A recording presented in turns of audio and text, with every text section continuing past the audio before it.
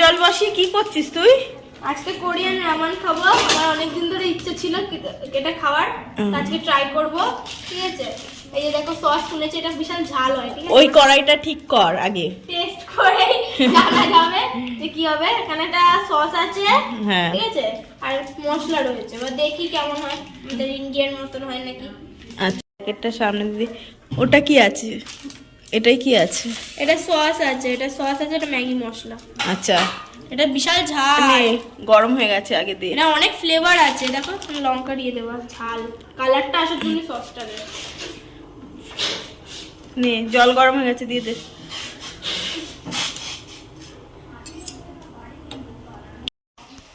Maggi ফুটে উঠেছে, এবার দেখবো এই মশলাটা দিয়ে। মশলাটা দিই। বাবা একটু কাটছেও না রে, কি আছে এর মধ্যে দেখি। মশলাটা দিই, ভেজিটেবল মশলাটা দিয়ে দিলাম। মধ্যে হচ্ছে সবজি দেওয়া আছে, এটা স্যুপ টাইপের হয় তো, এটার মধ্যে এই যে সবজিগুলো গাজর বিনস টিনস এগুলো সবজি দেওয়া আছে। চিকেন, হ্যাঁ চিকেনও আছে।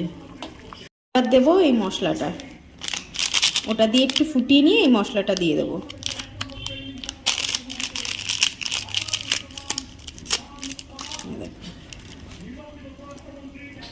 আমি পুরোটা ঢেলে দিলাম।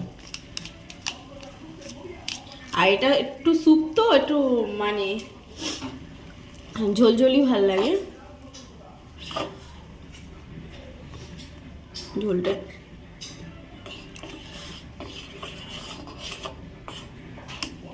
দেখি তাহলে ট্রাই করে কেমন লাগে। আমি এগুলো ইউটিউবেও দেখেছিলাম, মারে বলবো বলবো করে বলা হয়নি কেনার কথা। করছিস এখন? ঠান্ডা করছি।